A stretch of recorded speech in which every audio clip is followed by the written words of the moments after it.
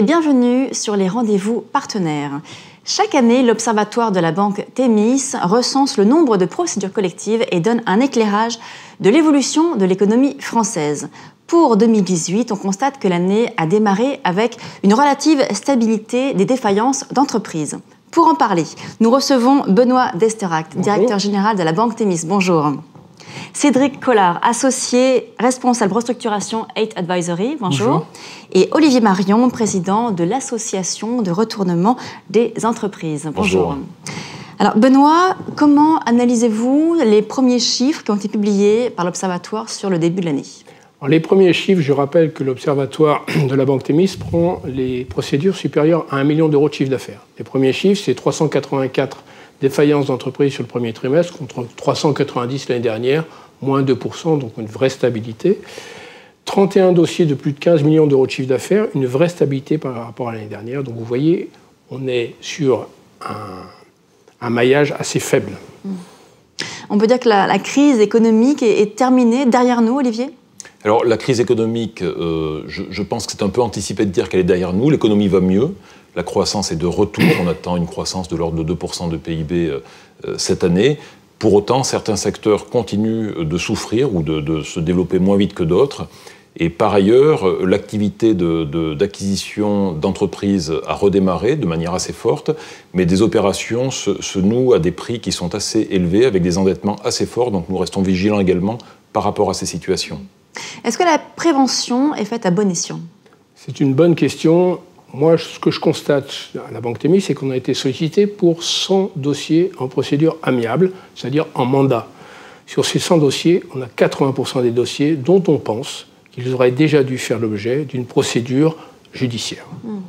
Peut-on parler d'un glissement des procédures collectives ? En effet, nous, ce que l'on observe et ce que nous pensons, c'est qu'en fait, les ouvertures de procédures ne sont pas forcément faites à bon escient avec le bon outil. Pourquoi ? Meilleure connaissance que par le passé des procédures, mais à notre avis, toujours le même problème de déni pour les dirigeants, qui ne veulent pas affronter la réalité, et de certains conseils qui n'osent pas la dire à leurs clients, dirigeants d'entreprise. Et donc, en fait, lorsque Benoît vous dit qu'il a des dossiers qui sont ouverts en prévention alors qu'ils devraient être ouverts en procédure collective, ce que l'on constate, les professionnels, c'est qu'on a un glissement vers l'amont, non justifié de l'utilisation des procédures. Et en fait, derrière, vous faites très rapidement rattraper par la réalité des chiffres sur le terrain. Quelles sont les démarches de l'ARE au niveau, justement, autour de la prévention ? Alors, effectivement, la prévention, c'est l'objectif principal, la promotion de la prévention, des solutions de prévention, c'est l'objectif premier de cette association, l'Association pour le retournement des entreprises, qui comprend 250 membres, autour d'une quinzaine de professions qui accompagnent les entreprises en phase de crise. Alors, promouvoir les solutions de prévention, c'est d'une part faciliter, je dirais, l'accès aux dirigeants d'entreprise à ces différentes solutions, c'est faire connaître et reconnaître l'efficacité de ces solutions, et comme le disait Cédric, les solutions utilisées chacune à bon escient au bon moment par rapport à la situation spécifique de l'entreprise. Et puis c'est également utiliser le vivier, l'expérience cumulée de ces 250 membres pour continuer à faire évoluer notre boîte à outils, pour trouver le bon outil pour traiter la bonne situation au bon moment. J'ajoute peut-être une brève publicité que notre association organise un colloque autour de l'anticipation des difficultés et du retournement à Lyon le 29 juin prochain en partenariat avec le tribunal de commerce de Lyon. Donc c'est une grande fierté pour nous. Nous sortons de Paris et allons propager cette bonne parole autour de la prévention à Lyon cette année.